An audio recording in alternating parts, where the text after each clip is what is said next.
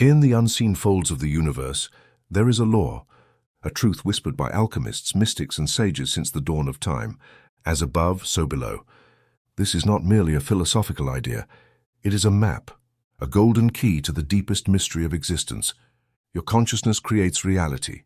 Neville Goddard, with the clarity of a modern prophet and the vision of a soul mage, guides us through the most powerful principle of the Kybalion, that the outer universe is nothing but the reflection of your inner world, that every thought, every emotion, every belief is a seed cast into the heavens, destined to fall back upon you as fate.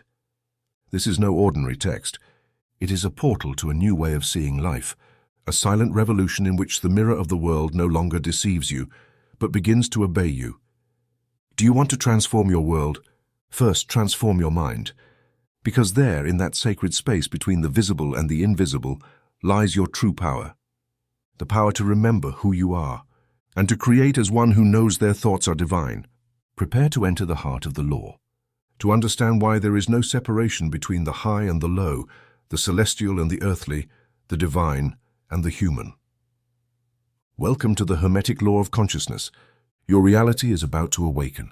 The great illusion of humanity has been the belief in an external world, separate from the mind. Since the dawn of time, civilizations have built temples of stone and raised their prayers to the heavens, convinced that reality is something solid and immutable, something that simply is, without stopping to question its true nature. But everything a man sees, everything he touches, everything he calls real, is nothing more than a shadow projected by his own consciousness. The universe he contemplates, with all its forms and laws, is not an autonomous entity, but the exact reflection of his inner state. Neville Goddard's teaching plunges us into this profound revelation. Consciousness is the only cause, the only source of all that exists. There are no random events, no arbitrary circumstances, no pre-made destiny imposed upon the individual. All that has been and all that will be is born in the mind and expands into experience. Man does not walk on foreign ground, but on the path his own thought has traced. Like a divine architect, he designs ceaselessly the structure of his life, yet most do so unknowingly, immersed in ignorance of their own power. But what is consciousness? Is it a simple brain mechanism, as materialists insist, or is it the very substance of creation? From the oldest traditions we have been told that mind precedes matter, that the visible world is a reflection of the invisible world. As within, so without, whisper the Hermetic texts. In the beginning was the Word, and the Word was with God, and the Word was God. John 1:1. But this word is not sound nor spoken language. It is creative thought, consciousness taking form, projecting itself onto the stage of existence. The sages of antiquity understood this truth and conveyed it in parables and myths. In Hindu tradition, the world is called Maya, the great illusion, a projection of divine thought that takes on the appearance of solidity and permanence. In Buddhism, it is said that all is mind, that samsara and nirvana are not places but states of perception. We are what we think. All that we are arises from our thoughts. With our thoughts we build the world. Dhammapada 1:1.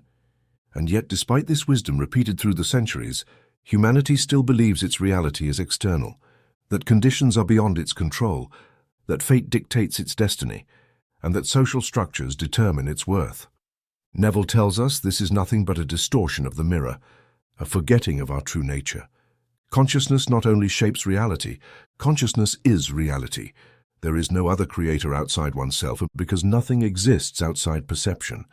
The key to transforming the world is not in manipulating matter, not in reforming political systems, not in fighting external forces. The key, the most hidden secret, and the most subversive knowledge is that all we experience is the result of what we hold in our mind. If this is true, and it is, then an inevitable question arises. Why does man suffer? Why do shadows of pain, lack, and limitation seem to govern existence? The answer is simple and devastating. Because man believes in them, and not because they are real in themselves, but because they have been assumed as such.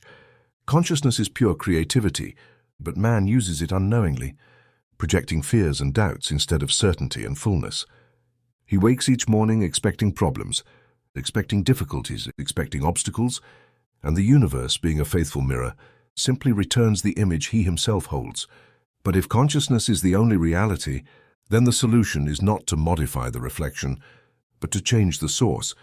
It is not about fighting poverty, but about assuming abundance. It is not about battling illness, but about assuming health. It is not about resisting adversity, but about dwelling in the certainty of victory. This is the great principle that has been hidden in plain sight, the power that has remained latent in every human being, waiting to be claimed. Those who awaken to this truth discover that the world is malleable, that conditions are ephemeral, that even the strongest structures can crumble in an instant. If the consciousness that sustains them changes its frequency, they discover they do not need permission to be happy, that they need not wait for external validation to feel worthy of love, that they do not have to follow the script society imposes. They discover that power is not in the world. It is within themselves. But there is something more, something few understand, which Neville reveals with absolute clarity. Consciousness not only creates external experience, but also defines the identity of the self. We are not who we believe ourselves to be by accident. Our personality, our tendencies, our emotions are also the result of what we have assumed as true about ourselves. If someone believes they are weak, they will be. If someone sees themselves as incapable, their life will confirm that identity again and again. But if someone changes their self-image, if they assume a new identity in their mind, everything around them will adjust to that internal transformation. I am, these are the most powerful words that exist. What follows becomes the individual's truth, their absolute decree, their inevitable destiny. I am free, and I am strong, and I am abundant, I am whole. These are not mere positive affirmations. They are the very foundations upon which reality must be built. There is no alternative. There are no exceptions. And if this power resides in each one of us, if consciousness is the only cause, then all that man seeks is already within him. There is no need to wait for a savior, no need to depend on systems, no need to seek outside what has always been inside. All he must do is awaken to this truth, assume his divinity, and act as the creator he has always been. The veil of illusion stands only as long as the individual refuses to look it in the face. But a single moment of recognition, a single moment of absolute certainty, is enough for the castle of shadows to crumble, and for truth to shine in all its splendor. And now the final question, the only one that matters. Will you continue to believe the world is something separate from you, or will you take the power that has always been yours and begin consciously creating the reality you desire? Lesson 1. Consciousness is the only reality. Neville Goddard. We have noticed that over 90% of those who visit our channel are not subscribed. You can support this project by hitting the subscribe button and liking the video. Thank you for inspiring us to keep creating more and better content for you. Are you ready to transform your life? This is going to be a very practical course, so I hope everyone in this class has a very clear image of what they desire. I am convinced that you can manifest your desires using the technique you will receive this week in these 5 lessons. To fully benefit from these instructions, allow me to say now that the Bible does not at all refer to actual people who lived or any event that ever happened on earth. The ancient storytellers were not writing history, but an allegorical image of a lesson. Certain basic principles they clothed in the garment of story, adapting these stories to the limited understanding of a more credulous and uncritical people. Over the centuries, we have mistakenly taken personifications for people, allegory for history, the vehicle that carries instruction for the instruction itself, and the crude primary meaning for the ultimate intended meaning. The difference between the form of the Bible and its substance is as great as the difference between a kernel of corn and the living germ within that kernel.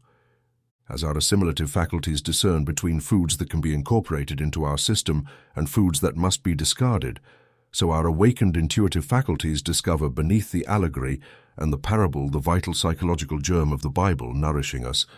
From this we also discard the form that carries the message. The argument against the historicity of the Bible is too long and therefore not suitable for inclusion in this practical psychological interpretation of its stories. Therefore, I will not waste time trying to convince you that the Bible is not a historical fact. Tonight, I will take 4 stories and show you what the ancient narrators intended for you and me to see in these stories.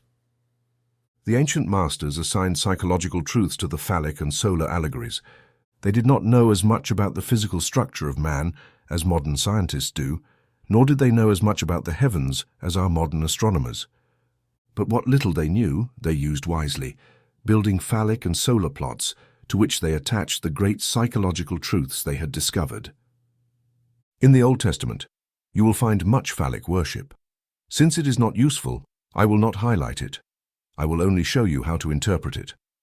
Before moving on to the first of the psychological dramas you and I can use practically, allow me to present the two outstanding names in the Bible, the one you and I translate as God or Jehovah, and the one we call his Son, whom we know as Jesus. The ancients wrote these names using small symbols. The ancient language called Hebrew was not a language used with breath. It was a mystical language, never spoken by man. Those who understood it did so as mathematicians understand the symbols of higher mathematics. It was not something people used to convey thought, like we use the English language today. They said the name of God was spelled Jova. I will take these symbols and explain them in our normal earthly language as follows. The first Hebrew letter in the name of God is a hand, or a seed, not just any hand, but the hand of the director. If there is an organ in man that differentiates him and sets him apart from the entire world of creation, it is his hand. What we call a hand in the anthropoid sign is not a hand. It is used only to bring food to the mouth or to swing from branch to branch. The hand of man shapes and molds. Indeed, you cannot express yourself without the hand. This is the hand of the builder, the hand of the director, directing, molding, and building within your world. The ancient narrators called the first letter Jod, the hand or absolute seed from which all creation will come. For the second letter, He, they gave the symbol of a window. A window is an eye. A window is to the house what the eye is to the body. The third letter, Vav, they called a nail. A nail is used to join things. The conjunction and in Hebrew is nothing more than the third letter, Vav. If I want to say man and woman, I put the V in the middle that joins them. The fourth and last letter, He, is another window or eye. In our modern earthly language, you can forget eyes, windows, and hands, and look at it this way. You are sitting here now. This first letter, Jod, is yours. It is I, your consciousness. You are aware of being aware. That is the first letter of this consciousness. From it come all states of consciousness. The second letter, He, called an I, is your imagination, your capacity to perceive. You imagine or perceive something that seems distinct from the I, as if you were lost in a daydream, desperately observing mental states, making the thinker and his thoughts separate entities. The third letter, Vav, is your ability to feel that you are what you desire to be. When you feel that you are, you become conscious of being it. To walk as if you were what you want to be is to take your desire out of the imaginary world and place the V on it. You have completed the drama of creation. I'm conscious of something, and then I become conscious of being that very thing of which I was aware.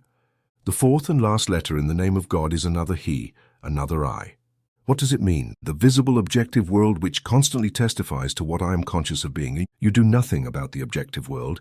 It always molds itself in harmony with what you are conscious of being. You were told this is the name by which all things are made, and without it nothing that is made is made. The name is simply what you have now while you are sitting here.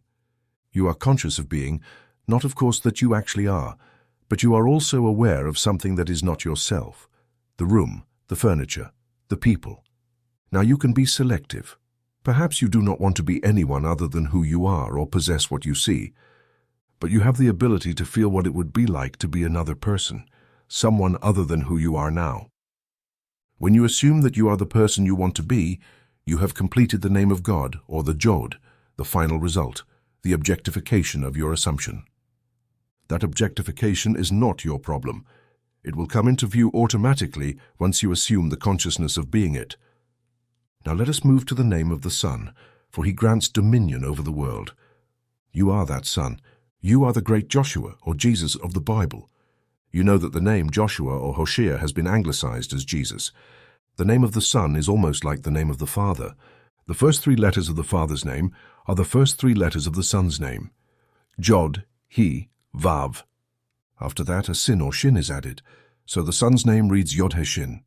You have heard that the first three letters are Jod-He-Vav. Jod means you are conscious. He means you are conscious of something. Vav means you become conscious of being what you are conscious of.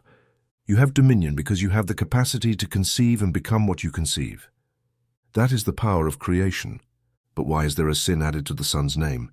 Because of the infinite mercy of our Father. Though the Father and the Son are one, when the Father becomes conscious of being man, He inserts within the condition called man something not given for itself. He places a sin there. A sin is symbolized by a tooth, and a tooth is what consumes, what devours. You must have within yourself the power to consume what now displeases you. In your ignorance, you give birth to certain things that you now dislike and would like to leave behind.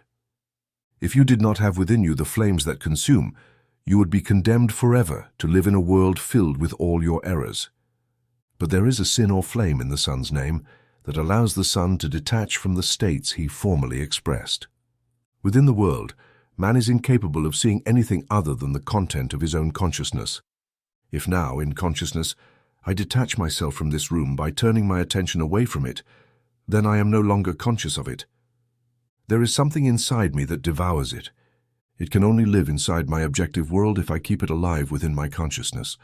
It is the sin in the Son's name that grants absolute dominion. Because this could not have been in the Father's name for this simple reason. Nothing can cease to be in the Father. Even unpleasant things cannot cease to be.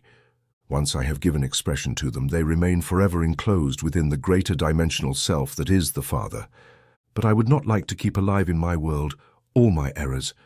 So in my infinite mercy, I give myself, when I become man, the power to detach from those things I ignorantly brought forth in my world. These are the two names that give you dominion. You have dominion. Yes, when you walk the earth, you know your consciousness is God, the sole and only reality. You become conscious of something you would like to express or possess. You have the ability to feel that you are, and possess what, only a moment before, was imaginary. The final result, the incarnation of your assumption, is completely beyond the reach of a three-dimensional mind. It comes into being in a way no one knows. If these two names are clear in your mind, you will see that they are your eternal names while you sit here now. You are Yod-Heh-Vav-Heh. You are Yod-Heh-Shin. The stories of the Bible deal exclusively with the power of imagination. In reality, they are dramatizations of the technique of prayer, for prayer is the secret to changing the future. The Bible reveals to us the key by which man enters a dimensionally greater world to change the conditions of the lesser world in which he lives.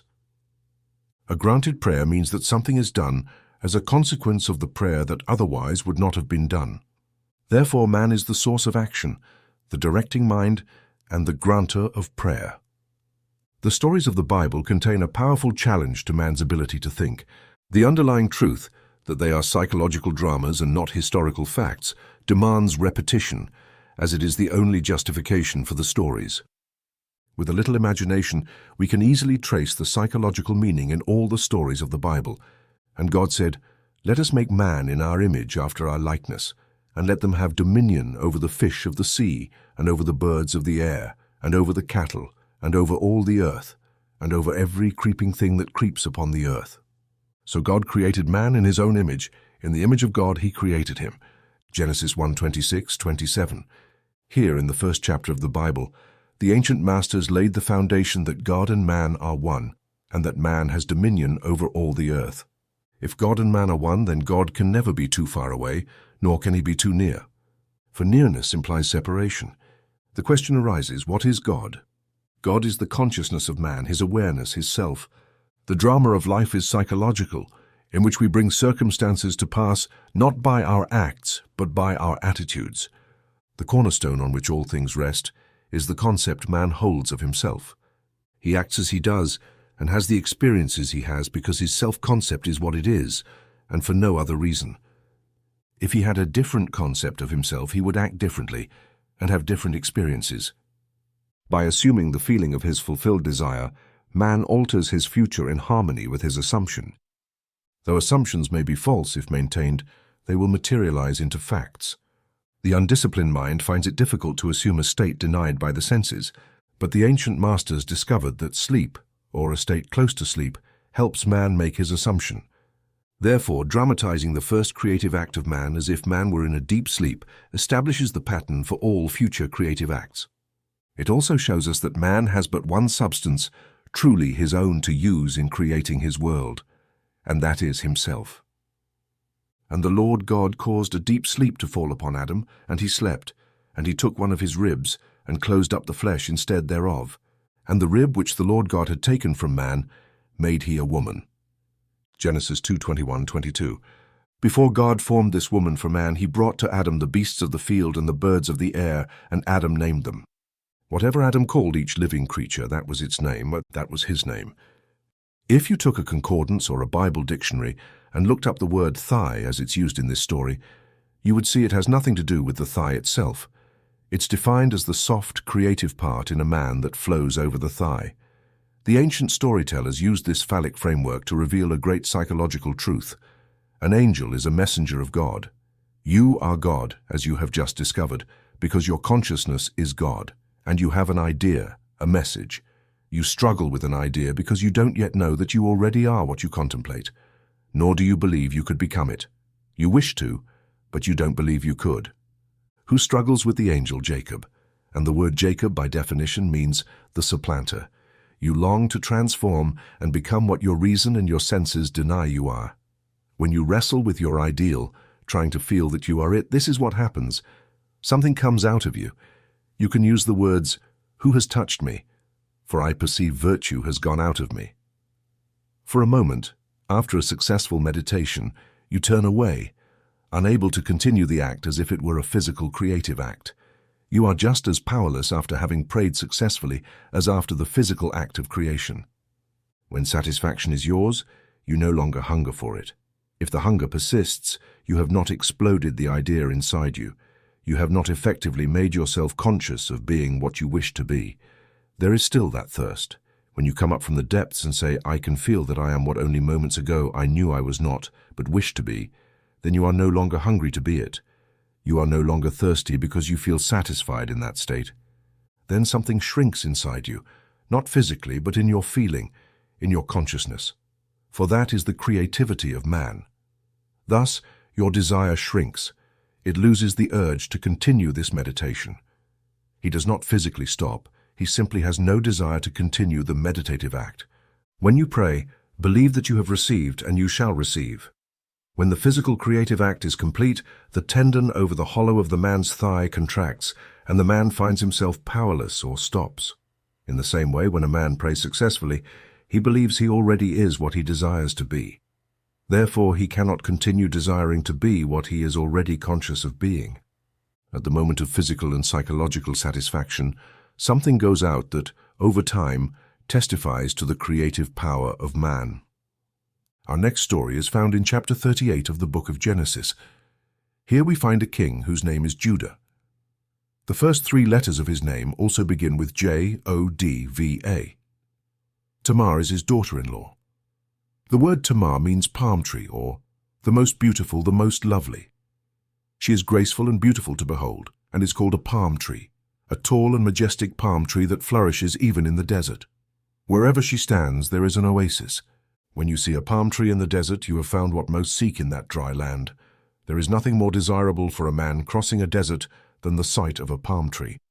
For our practical purposes, our goal is the palm tree, that which is majestic and beautiful, that which we seek. Whatever you and I truly desire is personified in the story as Tamar the beautiful. It tells us she dresses in the veils of a prostitute and sits in a public place. Her father-in-law, King Judah, comes to her, and he is so enamored with the veiled woman that he offers a young goat to be intimate with her. She asks, "What will you give me as a pledge? What will you give me as a guarantee?" Looking around, she says, "What do you want to give me as a pledge?" She replies, "Give me your ring, give me your bracelets, and give me your staff." After which she took the ring and the bracelet from his hand and gave them along with his staff. He then went in to her and knew her, and she conceived a son by him. That is the story. Now the interpretation. A man has a gift to give that is truly his own, and that is himself.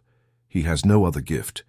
As was told to you in the very first creative act of Adam engendering woman from himself, there was no other substance in the world but himself with which to shape the object of his desire. Likewise, Judah had no other gift to give that was truly his own but himself. The ring, bracelets, and staff symbolized his royalty. A man offers what is himself. Life demands that from the only thing he symbolizes. Give me your ring, give me your bracelet, give me your staff. These make the king.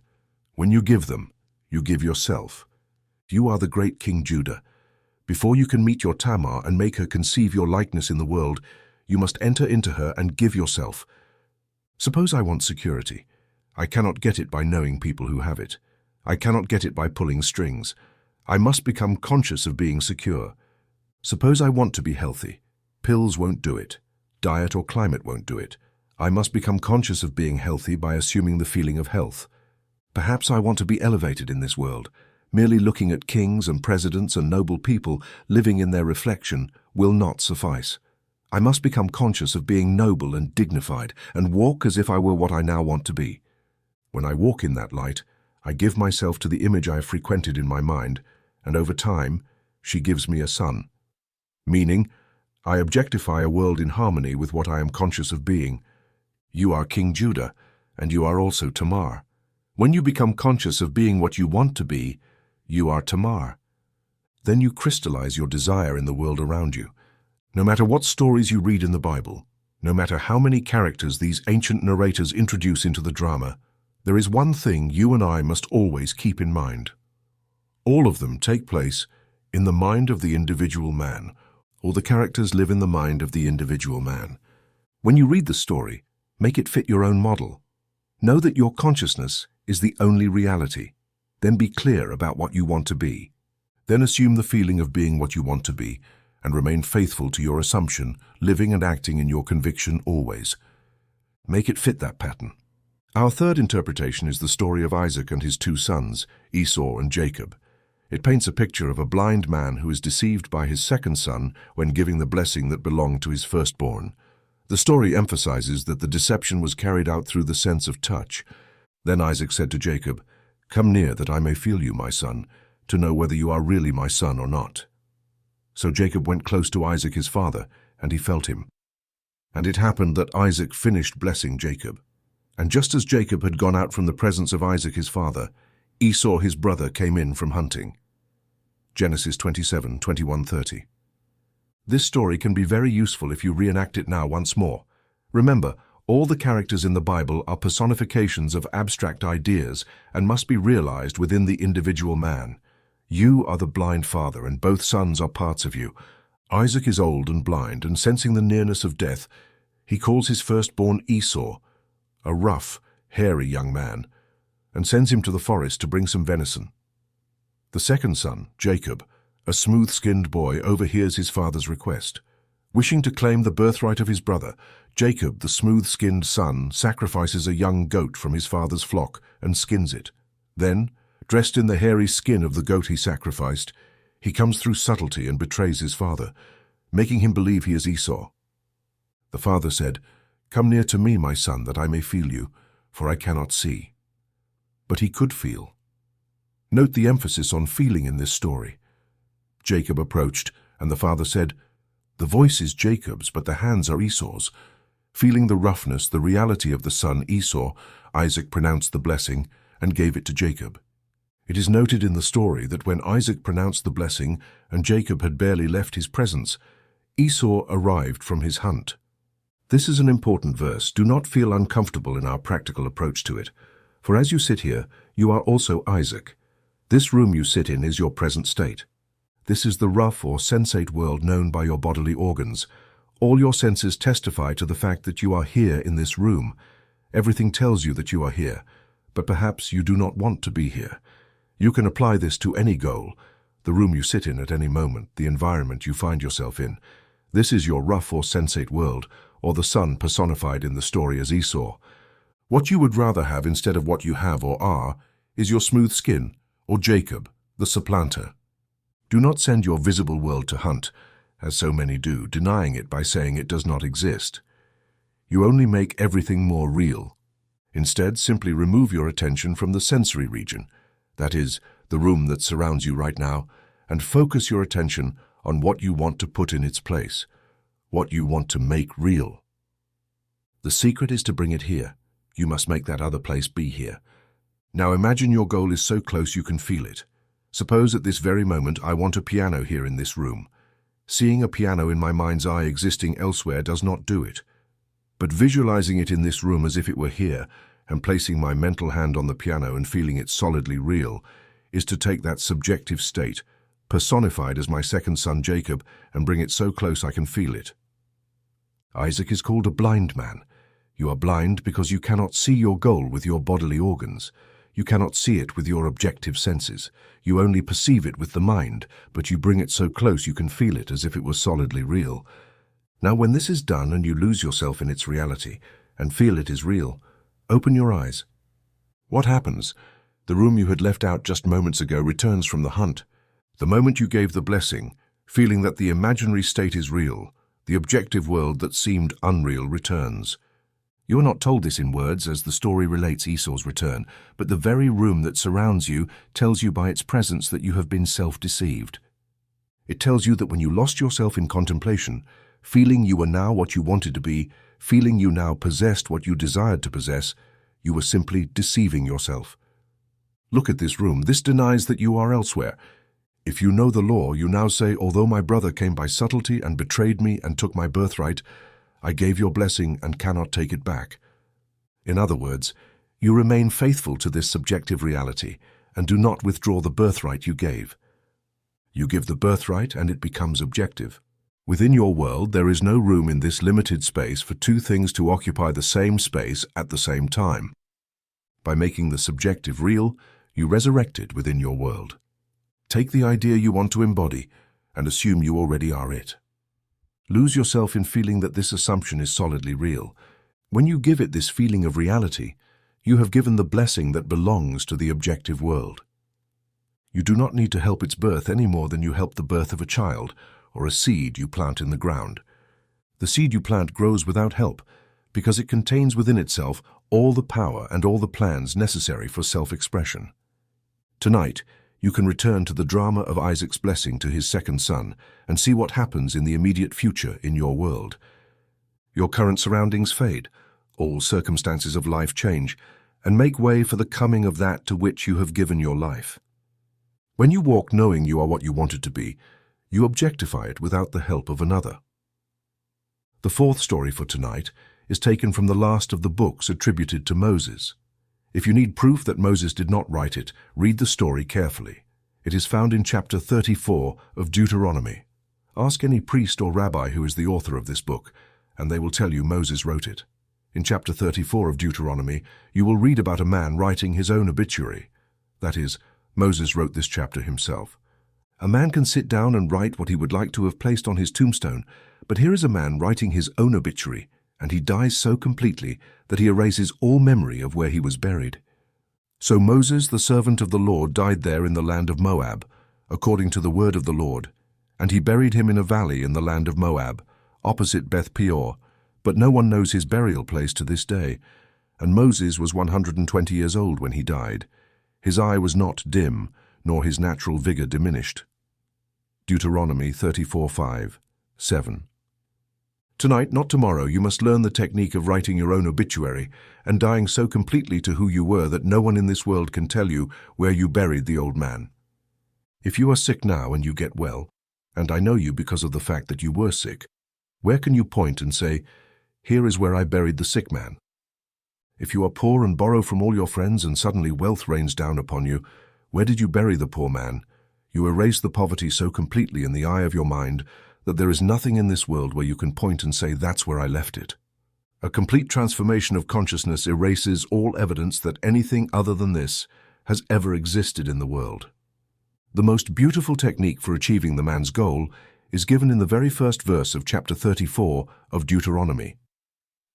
Moses went up from the plains of Moab to Mount Nebo, to the top of Pisgah, which is opposite Jericho, and the Lord showed him all the land. You read that verse and say, "So what?" But take a concordance and look up the words. The first word, Moses, means to draw out, to rescue, to lift up, to seek.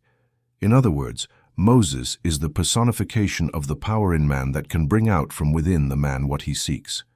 For everything comes from within, not from outside. You draw from within yourself what you now want to express as objective for yourself. You are Moses coming up from the plains of Moab. The word Moab is a contraction of two Hebrew words, Mem-Yab, meaning mother-father. Your consciousness is the mother-father. There is no other cause in your world.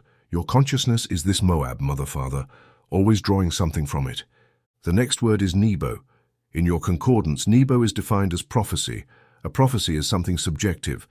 If I say, "Thus it shall be," it is an image in the mind, not yet a fact. We must wait and see if the prophecy is true or false. In our language, Nebo is your will, your desire. It is called a mountain because it seems difficult to climb and thus apparently impossible to accomplish. A mountain is something bigger than you, rising above you. Nebo personifies what you want to be in contrast to what you are. The word Pisgah means to contemplate. Jericho is a fragrant odor. Yilet means the hills of the witnesses. Now put it all together in a practical sense and see what the ancients were trying to tell us. While I am here, having discovered that my consciousness is God, and that I can, simply by feeling that I am what I want to be, transform myself into the likeness of what I am assuming to be now. I know that I am all that is needed to climb this mountain. I define my goal. I do not call it Nebo. I call it my desire, whatever I want. That is my Nebo, my great mountain I am going to climb. Now I begin to contemplate it, for I shall climb to the top of Pisgah. I must contemplate my goal so deeply that I have the reaction of satisfaction. If I do not have the satisfying reaction, then Jericho is not seen. For Jericho is a fragrant odor. When I feel that I am what I want to be, I cannot suppress the joy that comes with that feeling. I must always contemplate my goal until I have the feeling of satisfaction, personified as Jericho. Then I do nothing to make it visible in my world, for the mountains of Gilead, which means men, women, children, the vast world around me, come to testify. They come to witness that I am what I have assumed to be, and I am maintaining inside. When my world adjusts to my assumption, the prophecy is fulfilled. If I now know what I want to be, assume that I am it and walk as if I am it, I become it. Becoming it so completely, I die to my former concept of myself, so completely that I cannot point to any place in this world and say, there is where my old self is buried. I have died so completely that I challenge posterity to find where I buried my old self. There must be someone in this room who will transform himself so completely in this world that his close circle of friends will not recognize him for 10 years. I was once a dancer, performing in Broadway shows, in nightclubs, and in Europe. There was a time in my life I thought I could not live without certain friends. In my world, we sat around a table every night after the theater and dined well. I thought I would never live without them. Now I confess I could not live with them. We have nothing in common today. When we meet, we purposely cross to the other side of the street. It is almost a cold meeting because we have nothing to talk about. So much of that life died that when I meet those people, we cannot even talk about old times. But there are people who live today in that state, becoming poorer and poorer. They always like to talk about the old times. They never buried that man at all. He is very much alive in their world. Moses was 120 years old, a full and wonderful age. As 120 indicates, 1 plus 2 plus 0 equals 3, the numerical symbol of expression. I am fully aware of my expression. My eyes have not weakened and the natural functions of my body have not declined. I'm fully aware of being what I do not want to be, but knowing this law by which a man transforms himself, I assume I am what I want to be, and I walk in the assumption that it is done. By becoming it, the old man dies, and all that was related to that old concept of myself dies with him. You cannot carry any part of the old man to the new man. You cannot put new wine into old wineskins or new patches on old clothes. You must be a completely new being. When you assume you are what you want to be, you do not need anyone's help to do it, nor do you need anyone's help to bury the old man for you. Let the dead bury the dead. Do not even look back. For no one who puts his hand to the plough and looks back is fit for the kingdom of heaven. Do not ask how this will be. It does not matter if your reason denies it. It does not matter if everyone around you denies it. You do not have to bury the old man. Let the dead bury the dead. Bury the past so faithfully to your new concept of yourself that posterity cannot find where you buried it. To this day, no one in all Israel has discovered the tomb of Moses. Here are the 4 stories I promised you tonight. You must apply them every day of your life. Even if the chair you are sitting on right now feels hard and uncomfortable, not exactly inviting for meditation, you can use your imagination to make it the most comfortable chair in the world. Allow me now to explain the technique and how I want you to use it. I trust that each of you comes here tonight with a clear image of your desire. Don't say it's impossible. You want it. You don't have to use your moral code to achieve it, because this is entirely beyond the reach of your moral code. Science is the only and sole reality, and therefore we must shape the object of our desire from our own consciousness. People tend to underestimate the power of simple things and suggestion to create a state near sleep, to help you assume what reason and your senses deny you. This is one of those simple things you might overlook. Yet, this simple formula for changing the future, discovered by ancient masters and given to us in the Bible, can be tested by anyone. The first step to changing the future is to desire, that is, to define your goal and know clearly what you want. The second step is to construct an event you believe would follow the fulfillment of your desire, an event that implies your desire has come true, something that will trigger the action of your dominant self. The third step is to still your physical body and induce a state near sleep. Then, mentally feel yourself right in the action you've imagined. Imagine, for as long as you like, that you are actually performing the action here and now. You must participate in this imaginary action, not just watch from behind, but feel that you are truly doing it, so that the imaginary sensation becomes real to you. It is important to remember that the imagined action must be one that leads to the fulfillment of your desire, an action that implies success. For example, suppose you want a promotion at work. Then, being congratulated would be an event you might imagine as following your achievement. Having chosen this action to experience in your imagination, still your physical body and induce a borderline state between waking and sleep, a drowsy state where you can still direct your thoughts effortlessly, where you remain alert without strain. Now visualize a friend standing before you. Place your imaginary hand in theirs, feel it solid and real, and carry on an imaginary conversation with them, one that harmonizes with the feeling of having been promoted. Do not visualize yourself at a distance, either in space or time, being congratulated for your good fortune. Instead, be that other self, here and now, in the present and the future simultaneously. The difference between feeling yourself in action here and now and simply visualizing yourself on a movie screen is the difference between success and failure. You can notice the difference if right now you visualize yourself climbing a staircase. Close your eyes and imagine the staircase directly in front of you and feel yourself actually climbing it. Experience has taught me to restrict the imaginary action to the one that implies the fulfillment of the desire. Condense the idea into a single act and repeat it over and over until it feels real.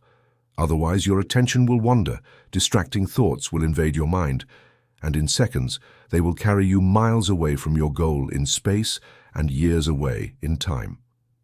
If you decide to climb a particular flight of stairs because that is the likely event following your desire's fulfillment, limit the action to climbing that specific flight. If your attention drifts, gently bring it back to the task of climbing that flight, and keep doing so until the imaginary action has the full solidity and clarity of reality. The idea must be held in your mind without any noticeable effort on your part. You must, with minimal effort, impregnate your mind with the feeling of desire fulfilled. Drowsiness aids the process because it favors effortless attention. But you must not push yourself into sleep, where you lose control of your attention, but rather maintain a moderate state of drowsiness, where you still direct your thoughts.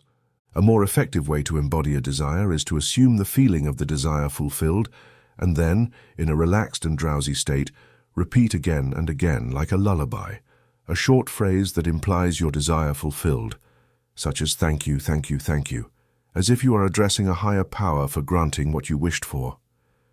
I know that when this course ends on Friday, many of you will be able to tell me you have achieved your goals. 2 weeks ago, I left the stage and went to the door to shake hands with the audience.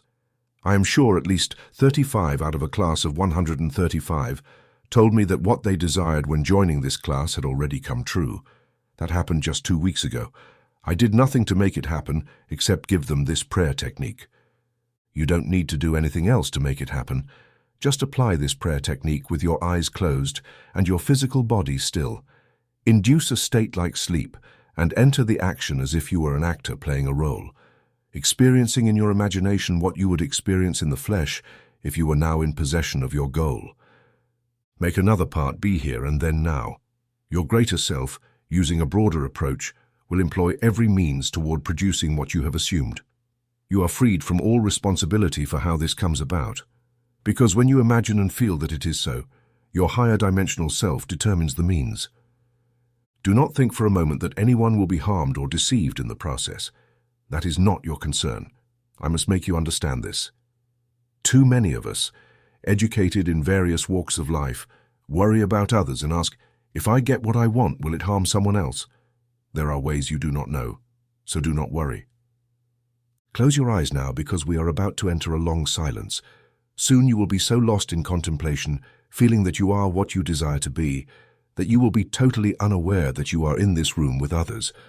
You will receive a shock when you open your eyes and discover that we are still here. It will be a shock when you open your eyes and find that you are not really what a moment before you felt you were or had. Now let us enter the depths period of silence. I do not need to remind you that you are now what you have assumed yourself to be. Do not argue this with anyone, not even yourself.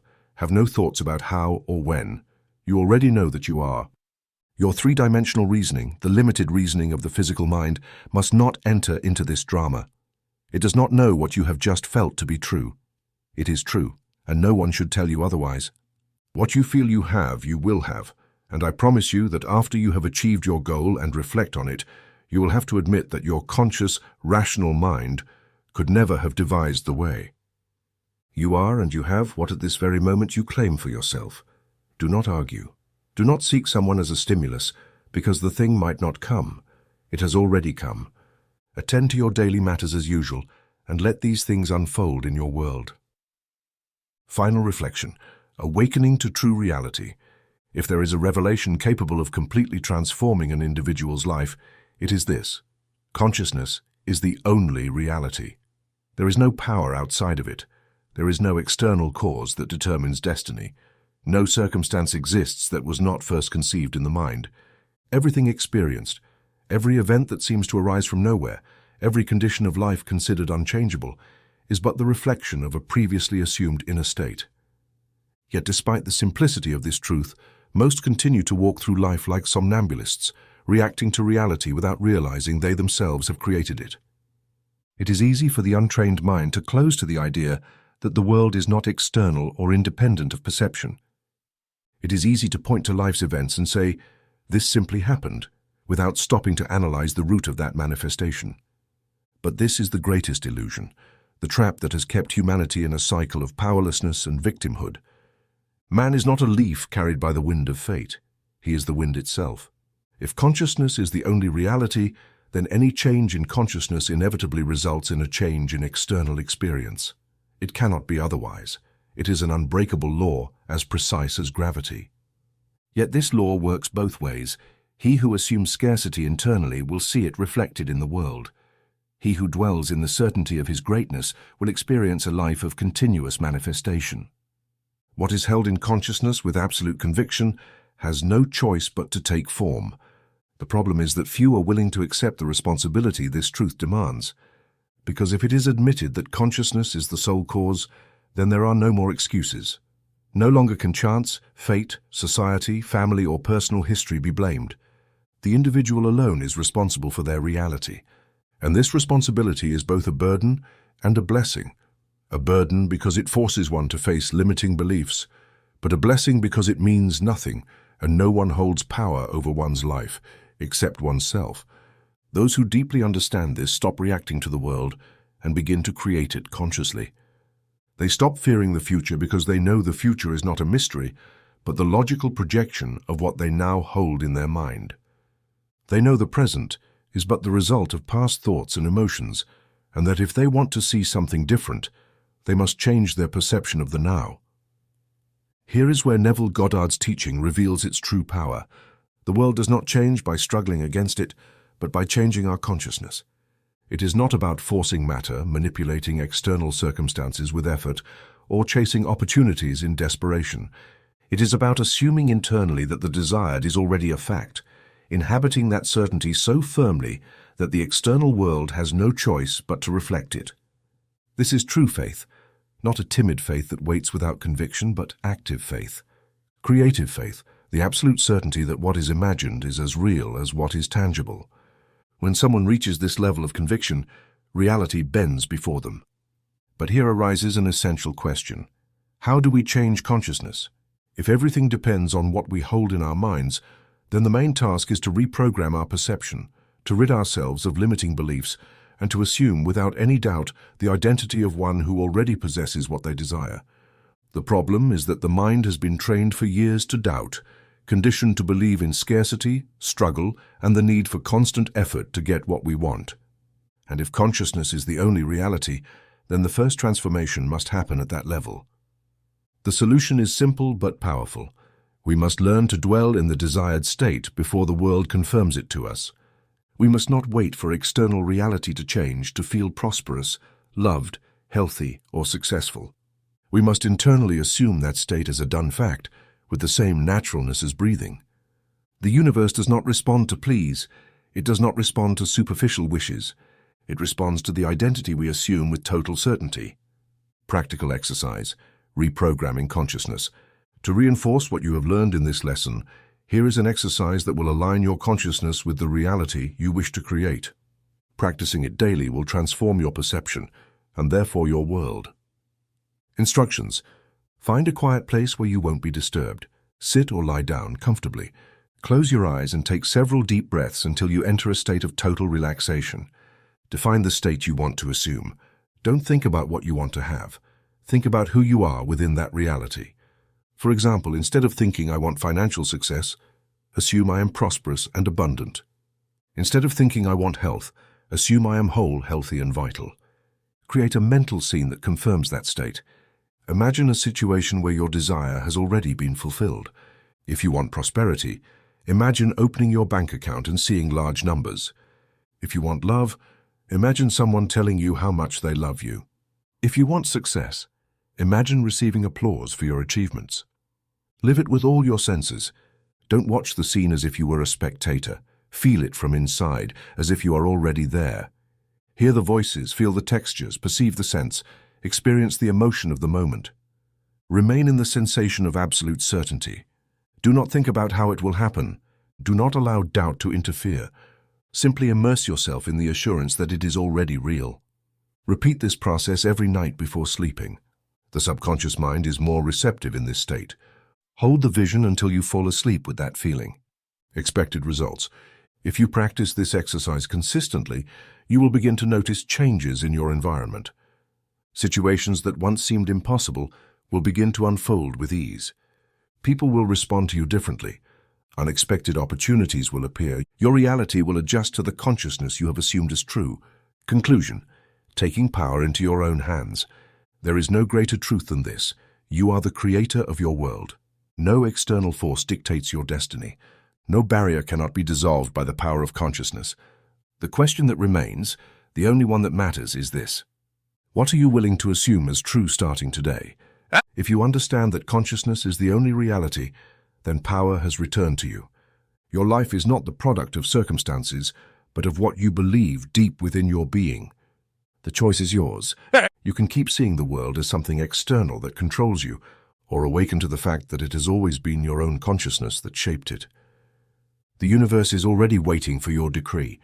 What story will you choose to tell now?